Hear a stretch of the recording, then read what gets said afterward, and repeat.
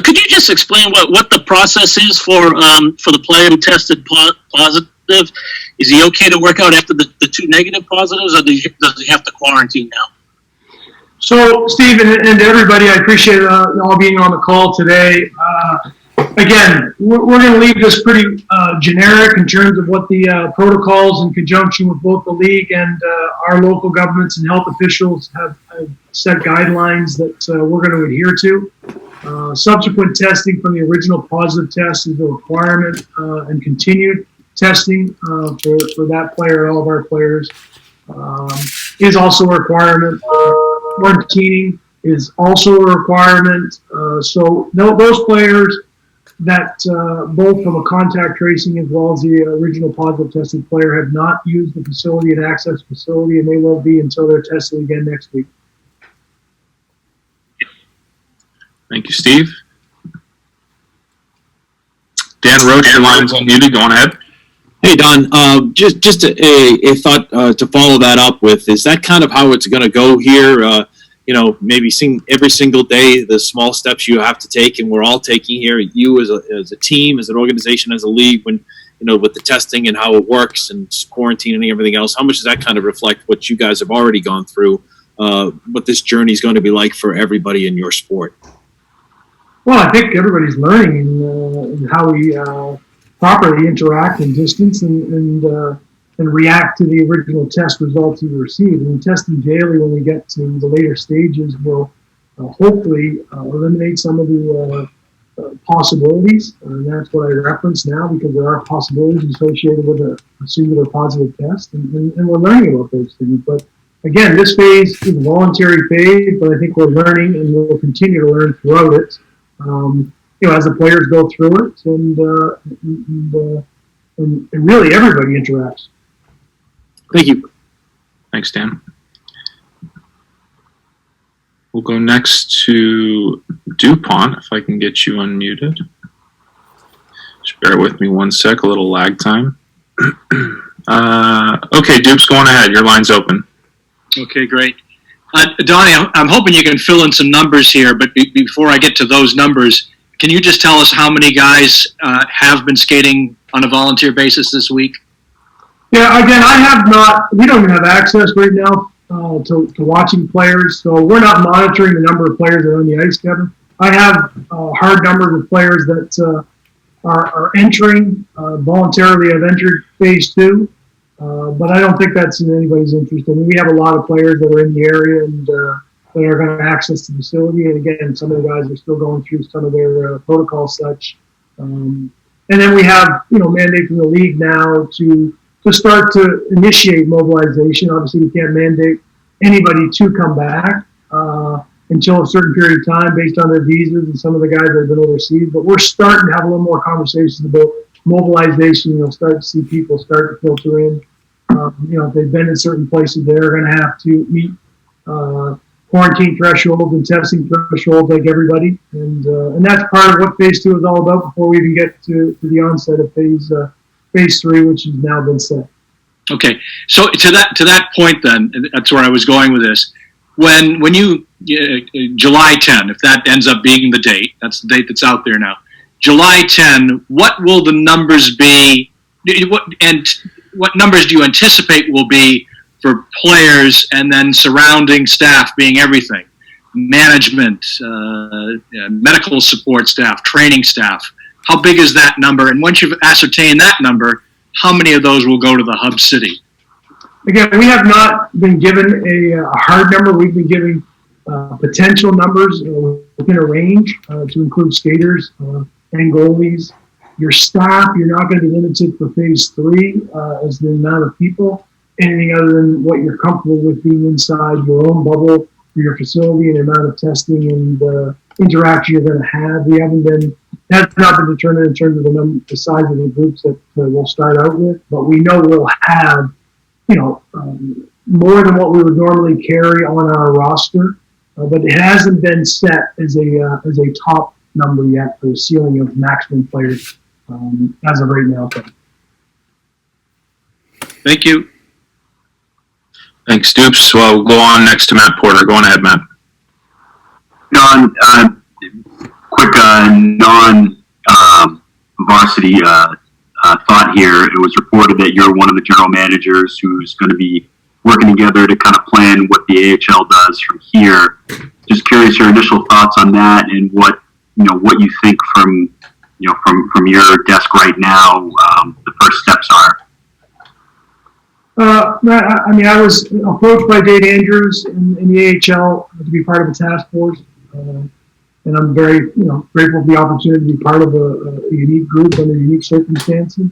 They're going to bounce things off of a wide range of general managers as part of the task force, including several independent owners, collective higher level people within the AHL.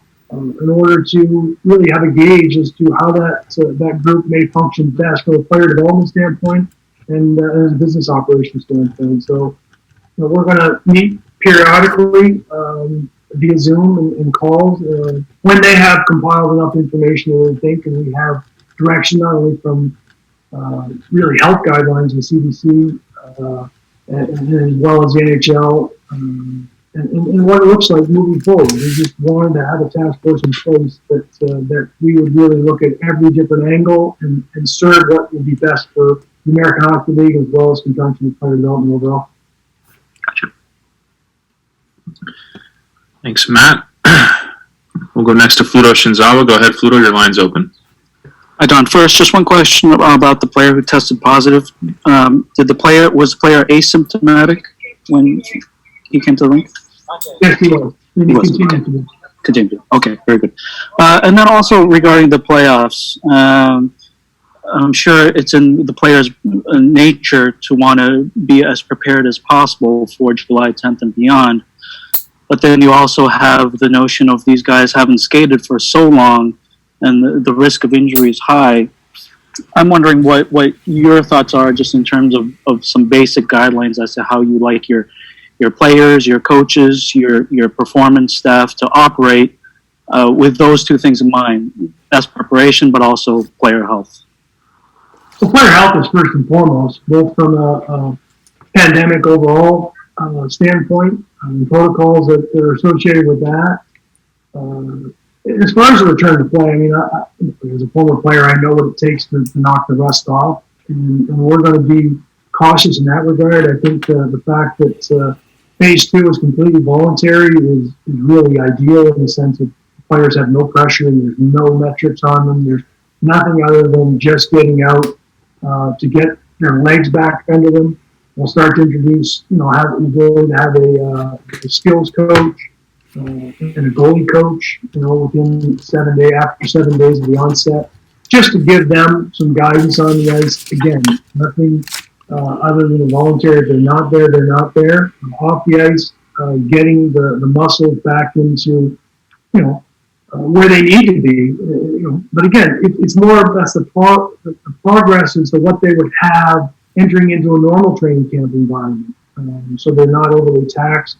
The coaching staff, we've had conversations, we'll continue to have conversations and monitor each and every player as to how they're feeling. And, in training camp, you get the groin pulls, you get certain things that you find muscle fatigue until they've gotten back up to full speed. So we're not going to jump in here right into the deep end. We have to have a progression. And there's enough time for players to get back up if they use this period effectively and then the training camp period, which we all know is going to extend into at least 3 weeks.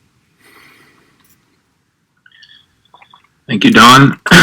Just a reminder to media, go ahead and put your hand down if you no longer have a question. Mike Petralia, your line is open. Go on ahead. Thanks, Brandon. Good afternoon, Don. How are you? I'm fine, thanks. How are you? I'm doing well. My question is kind of split into two parts, two sides of it anyway. What are your daily preparations like at this point, moving toward July 10th? How much is player-driven, if you have any communication whatsoever, and how much is scouting and meeting with your staff to kind of prepare for the playoffs? On a lot of those fronts, we've had regular communication with our staff. They've met as a group from the coaching staff. We communicate with our scouting staff. Obviously, we've got a lot of lead time. There are some teams that have an advantage in the fact that we're playing around. They know they're playing that particular team. So their pre-scouts are going to be a long period of time.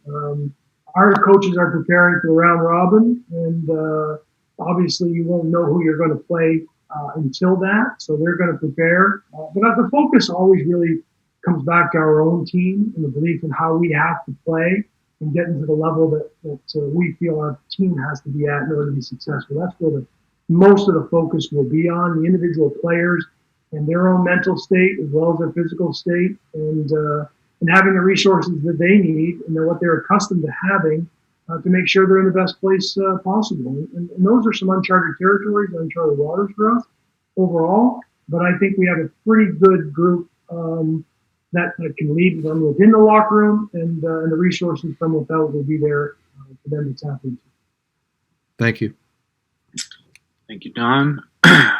We'll go next to Gary Santaniello. Just got to unmute you. Go ahead, Gary. Hi, Don. I'm kind of picking up on the last question. You know, everybody hasn't played in 3 months, and typically teams in your position, you know what you need to do to get ready for the Cup playoffs. In terms of self-scouting, in terms of scouting other opponents, how is this different than the organization usually has gone about preparing for a Cup run? I don't think it changes a great deal. Towards the end of last year, the previous years, you're going into the playoffs. I think you have an idea who you may play, but it may come down to the last possible game before it's decided as to who you're going to play. So you're kind of casting that a little wider at that point. And, your coaching staff, your analytics staff, your scouts, everybody's looking at possible scenarios. So you're running kind of simulations as to how your team matches up against certain teams and what they expect to do against you, and you prepare accordingly. It's not going to change in this regard. We go through training camp and try to get to the highest level possible while we're monitoring the other games and playing our round robin games. Obviously, the opponents we're going to play, we know Tampa, Washington, Philadelphia, and how we're going to prepare for them. And but again, it's got to be an inward focus in the early going, is to keep your team as healthy as possible, because now the replacement players. All teams are going to be on equal footing in terms of, for the most part, where the health of their players and their initial rosters are going to be. So you need to try and maintain that in this phase, and in the next phase when we get into phase 4, all bets are off. We start to play games, and we'll prepare that way.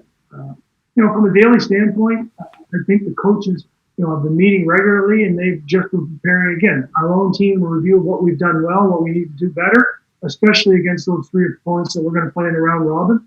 And we have to factor in whether or not we're going to play all the players available. We have to monitor our players themselves. Some guys will be adamant they need to play all 3 games. Maybe they're going to play 2, but these are competitive games. You're going to play some exhibition games prior to the round robin, so you can use those as a kind of a gauge as to where your players are, both mentally and physically, and go from there.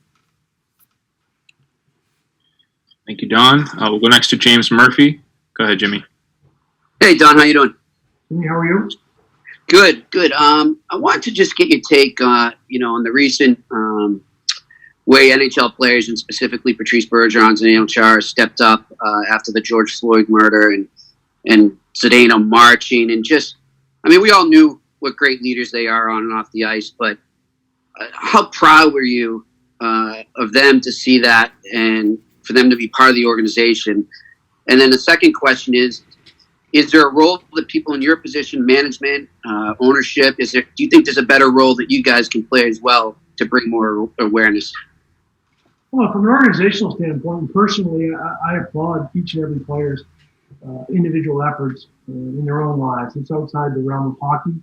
They're human beings, and they're reacting, very, very well from the standpoint of humanity. And I think they both acknowledge the listening aspect of this and realization that, we all can continue to do a much better job of that, and mobilizing our own efforts to support, really any form of injustice. And, I read articles this morning on Anson Carter and, Trevor Dale, the players that I played with that, are going to maybe have a higher profile, I applaud each and every player and individual's efforts and support them, and they have complete backing of the Boston Bruins. If our players want to be more socially available in that regard, to comment, to voice their opinion, to, in Zdeno's case, support a protest and march with people, I applaud their efforts, and I think it's again a testament to their leadership, not as hockey players, but as human beings, as family men, and people that know that they have to listen and allow this to resonate deeply within us all. Thank you, Don. We'll go next to Connor Ryan. Connor, go ahead. Your line's open. Hey, Don. Doing this, and hope all is well. Looking ahead a little bit to Phase 3, when you're looking at for coaches and management, not only with Boston, with a lot of these other teams that added pieces at the deadline, what's kind of the challenge in terms of having this kind of accelerated window to evaluate and experiment with the lineup in game situations and seeing where maybe guys like Kasha or Richie are kind of best utilized before these playoff games really start up? Well, I mean, you're not going to have a great deal of time to experiment at this stage. You're going to have a few exhibition games. You're going to have the round robin games. I think we've got a pretty good idea of how they're going to integrate into our lineup and where they may integrate into our lineup. But who's playing well is really going to be the paramount thing when we come back. And I think every team will face that. You've got players that might not have been expected to play in the playoffs in certain teams. They're going to be integrated back in. And players that have been acquired, where were they necessarily going to fit in? The jigsaw puzzle is what it is. The pieces are not moving any further other than the injuries, and the coaches will have to find a balance. I think we're pretty fortunate that we're outside of injuries. We know what the center ice position for our hockey club looks like, the depth there. We think we've got depth in the back end. Our goaltending situation has been solid, and then it's a matter of outside of our top line finding the guys that will have the chemistry. We've had players move around. Jake, towards the end of the regular season, before the pause, had been bouncing around to a couple different lines and found a fit for some nights on Coyle's line. So, in a lot of ways, that's a weapon for Bruce and the staff to use and create maybe matchups that other teams will have. But we got to focus on how our group comes together and who's playing well when the bell goes off. Thank you, Don. We have time for a few more. We'll go next to Evan Maranowski. Go on ahead, Evan. Don, thanks for doing this. Hope all is well. Obviously, I know the focus has been on returning to play, but has there been any discussions with your pending unrestricted free agents of late? No, I mean, we've been in communication with all of our players, RFAs and NFAs. We've doing a lot of internal planning. Obviously, the cap and where that goes is a bit of an unknown. We're all predicting that it may stay flat, but we don't have confirmation in that regard. So we haven't done anything concrete, but we've done some planning accordingly and some forecasting, with RFAs and blending in the UFAs. But we have not put anything to paper at this point in time. Don, we'll go next to Logan Mullen. Go ahead, Logan. Hey, Don. Hope you're doing well. It looked like Anton Bleed and Nordstrom were able to go back to Europe. Do you know if those guys had access to ice and if there is anyone else that was able to leave North America the last few months? Yeah, we have several players in North America, outside of North America, excuse me. Anton and Nordy had been in Sweden. David Pasternak went back to Czech Republic. Jacob Demoro and Daniel Vlad are two young players in province that we expect to be back with our club, pending again on the numbers, have been in the Czech Republic. So we've got several players that are outside the country, several players that return to Canada as well. And again, there's been different levels of restrictions for each and every area. As we all know, Sweden has not necessarily closed down any area. There's people in school. So players have had access for other areas of the country and the world haven't. So yeah, there have been some players that have had access to ice and training facilities ahead of the other players. Great. We'll take two more. We'll go first to Matt Vautour, and then we'll go finish up with Kevin DuPont. Go ahead, Matt. Don, are you at this point, are all of you expecting, with the exception of Kevin Miller, all of your players and all of your support staff to be back? Is everybody in a situation with their own health and their own comfort level coming back? Yeah, all indications are at this point in time. Again, you have to go through the protocols of testing everybody when they do come back in.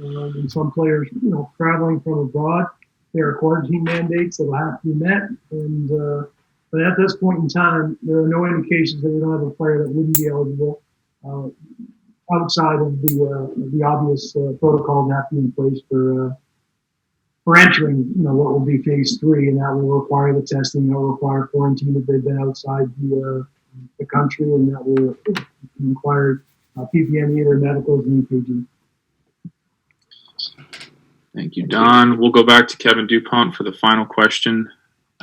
Just got to get your line unmuted. One moment. There we go. Dupes, go on ahead. Thanks, Brendo. And again, thanks, Don, for doing this. I'll bring it back to the current phase, which is this voluntary skating. I know they're not doing their own laundry and ice surfacing themselves. So can you give us an idea of just what it takes from a structural standpoint to run this phase? Well, again, thanks to everybody for being on the call, and I hope you and your families are all doing well. Kevin, it's an all-encompassing process in terms of opening the facility. There are a lot of protocols, and we've hired every club is required to hire a facility hygiene officer, and we have done that. Kathleen Saunders is our representative, and she's done a fabulous job from an oversight standpoint in conjunction with our medical professionals. Also represented from the infectious disease specialty area. So I think that we're doing everything in conjunction with what the league has set out within the guidelines of our state, and I feel very comfortable with what our staff is doing. We've got small pod groups set up, and there's no intermingling between the pods. The distancing aspect is all in effect. Again, there's a long list. The list has been published in terms of what we have to go through, the interaction from the people at Warrior, and the distancing protocols there have all been in place. It is, on the surface, it's certainly challenging. So when you start to increase the numbers, it's going to take even more effort on everybody's part and behalf. Sanitization of the equipment, protocols of the mask, all the things that are unnatural for all of us have become more and more natural in these recent days, and they're going to have to be adhered to from day one. If we're going to get an opportunity to move through the phases, which we all hope we can.